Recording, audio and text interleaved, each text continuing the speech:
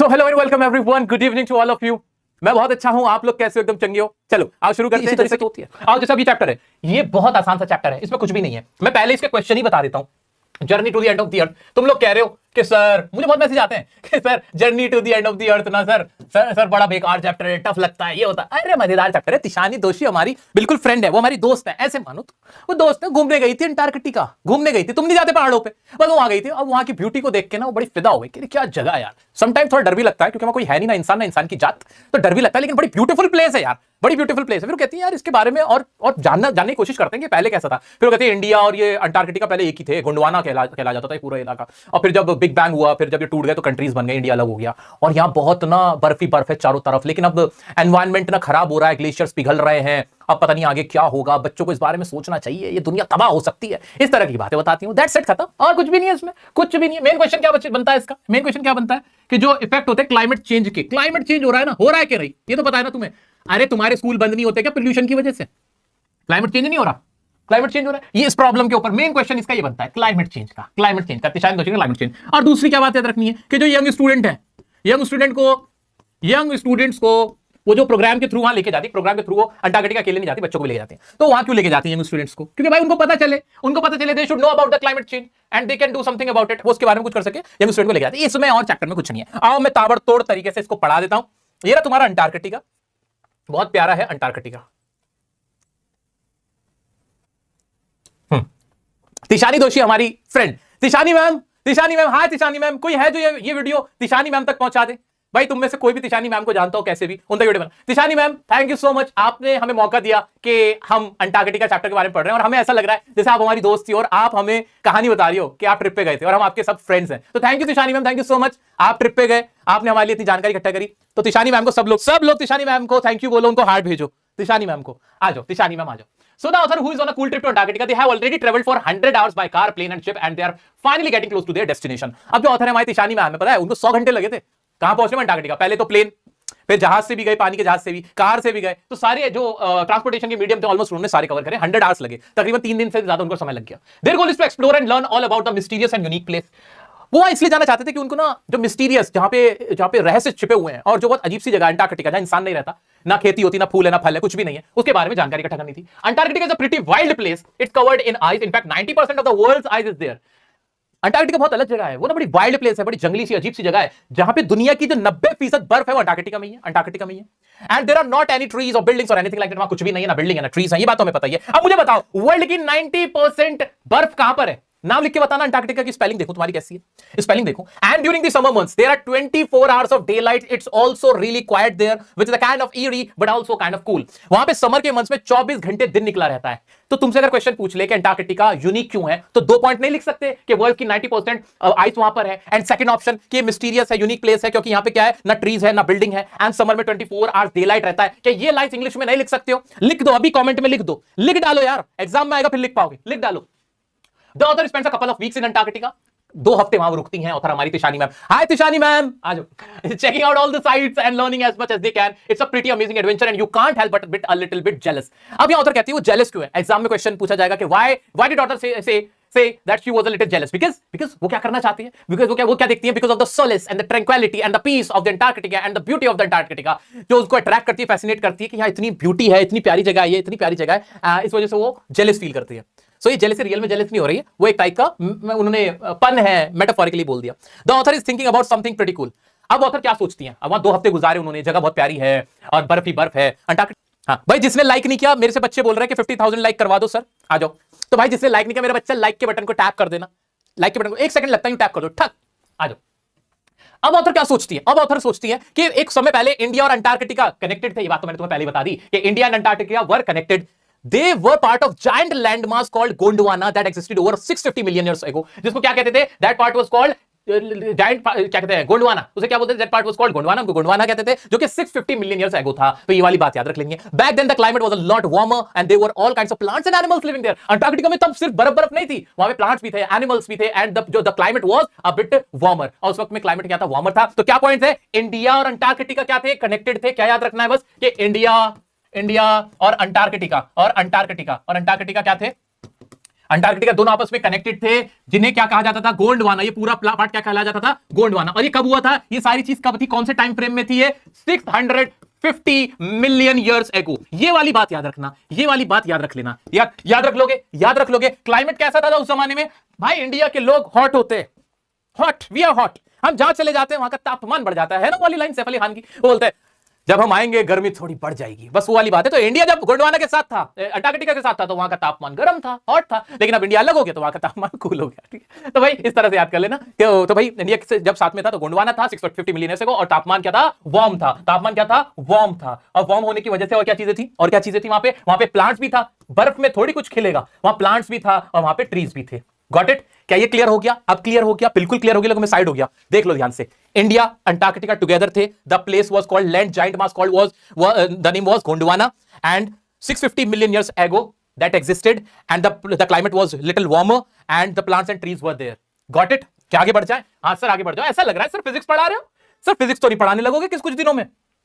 भाई देखो, अगर मैंने फिजिक्स पढ़ाई ना, या तो फिजिक्स बच्चों का सबसे आसान सब्जेक्ट हो जाना है, सबसे आसान हो जाएगा, हर घर में साइंटिस्ट बन जाएगा, या फिर मैं पढ़ाऊंगा नहीं। सीधी सी बात है। चलो आ जाओ। मैं इंग्लिश में डूबे रहना चाहता हूं, उसी में कुछ अच्छा करना चाहता हूं थोड़ा बहुत। आ जाओ। The author also talks about climate change, which is a big deal these days. They think if we want to understand it better, we should go visit Antarctica and see for ourselves what's happening to the ice there. अगर हम अपने climate के बारे में जानना चाहते हैं तो हमें अंटार्कटिका जाना चाहिए कि वहां पे क्या हो रहा है। Next we find out about the ecosystem in Antarctica and how it doesn't have a lot of different kinds of living things. और उसके बारे में इकोसिस्टम जो है अंटार्कटिका, उसके बारे में बात होती है कि वहां पे लाइफ कैसी है, लिविंग थिंग्स वहां क्यों नहीं है। This means that even small changes to the environment can have a big impact. For example, if the ozone layer keeps getting thinner, it will affect the animals that live in the area, like sea creatures and birds. It could even mess up the way carbon moves around the world. यहाँ पे बात हो रही है कि छोटे-छोटे changes से भी क्लाइमेट पे बहुत फर्क पड़ता है, क्रीचर्स पे बहुत फर्क पड़ता है। अगर अंटार्कटिका में ऐसे चेंजेस होते रहे तो जो हमारे क्या कहते हैं, अगर एनवायरमेंट में ऐसे चेंजेस होते रहे तो जैसे ये ओजोन लेयर है ना, हमारे को कवर करती है अल्ट्रावायलेट रेस से, बचपन में पढ़ा होगा। अगर ऐसे ही डिप्लीट होती रही, वो रिड्यूस होती रही, वो थिन होती रही, तो उससे क्या हो जाएगा, जो एनिमल्स रहते हैं अंटार्कटिका में वो वहां पे बिल्कुल नहीं रहेंगे, वो बिल्कुल ही खत्म हो जाएंगे, वो बर्ड्स वगैरह सब खत्म हो जाएंगे।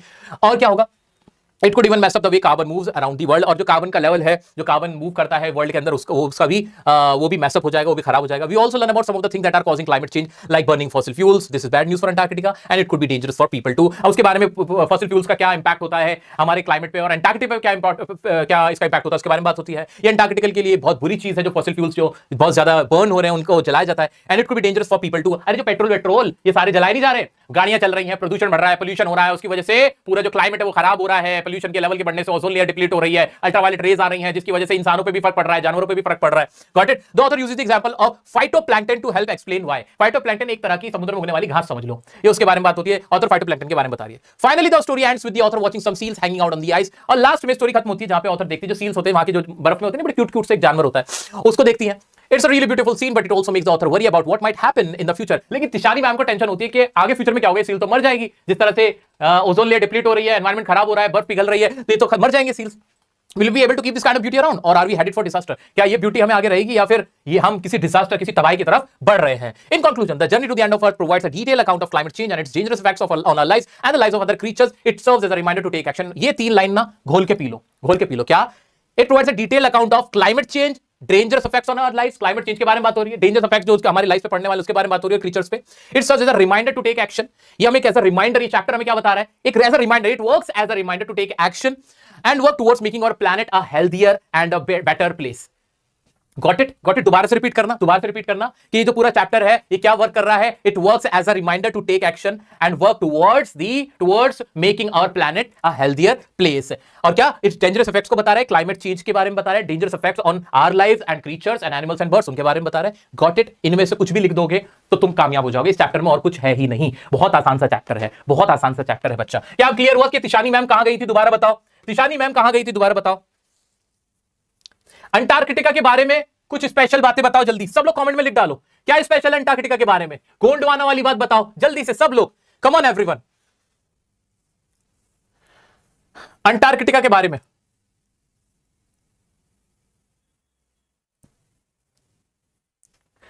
जल्दी से। मैं क्वेश्चन करा, एक्सट्रैक्ट बेस तो तुम आसानी से देख लोगे, एक्सट्रैक्ट बेस देख लेना, टाइम ज्यादा हो रहा है, मैं तुम्हें इसके शॉर्ट आंसर टाइप करा देता हूं। How can you say students on ice program was a step towards the future. अब तिशानी मैम जो बच्चों को लेके गई थी तो वो कौन सा प्रोग्राम था? स्टूडेंट्स ऑन आइस प्रोग्राम था वो। The students on ice programme is a forward thinking initiative as it educates youth about the environmental challenges Antarctica faces. बार बार हम इसी बारे में बात कर रहे हैं कि स्टूडेंट्स को क्या करना, उनको अवेयर कराना, उन्हें एजुकेट करना एनवायरमेंटल चैलेंजेस के बारे में जो अंटार्कटिका फेस कर रहा है। By raising awareness, it empowers the next generation to take responsibility in protecting the environment and preserving the planet for future generations। वो लाइन हमने पढ़ी थी, जो अभी हमने पढ़ी थी, मैंने कहा था 3 लास्ट लाइन घोंट लेनी है, हमें याद कर लेनी है। वो क्या थी इस चैप्टर से रिलेटेड कि क्या करना था, danger of the climate on our lives, हमारी लाइफ के ऊपर जो डेंजर है, जो क्लाइमेट का जो चेंज हो रहा है, वही वाली बात लिखनी थी। इसमें भी हो जाएगी। तो स्टूडेंट्स को अवेयर करने के लिए था। क्या ये छोटे छोटे सेंटेंस नहीं बना सकते? बना सकते। लिख डालो, अभी इसका आंसर लिख डालो सब लोग कमेंट में। हिम्मत नहीं हारनी है। कम ऑन कम ऑन, पानी लेके बैठो, खाते पीते रहो, मजे लो।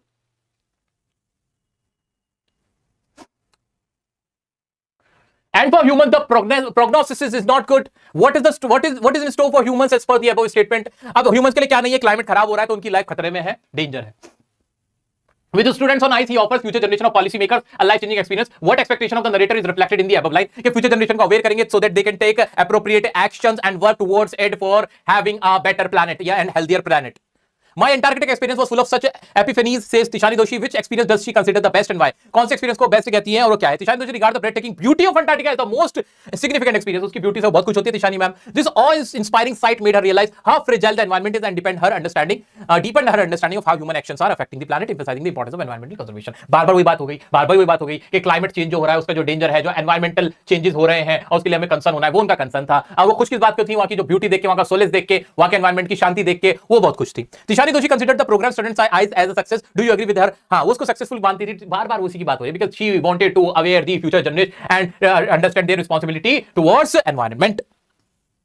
अब मैं आगे बढ़ जाऊं क्या? डिस्क्राइब गोंडवाना। गोंडवाना क्या था यार? अब तो मैंने उसका प्रैक्टिकल करके दिखा दिया था यार। गोंडवाना का तो प्रैक्टिकल हो गया। गोंडवाना की कोई दिक्कत नहीं है। अब ये क्वेश्चंस बाकी आप एक बार देख लेना। मैं आगे बढ़ सकता हूं क्या? हाँ, अब मैं आगे बढ़ सकता हूं। तो रिपीट हो रहे हैं क्वेश्चंस, रिपीट हो रहे हैं। ये वाला देख लो। How has human civilisation impacted our environment?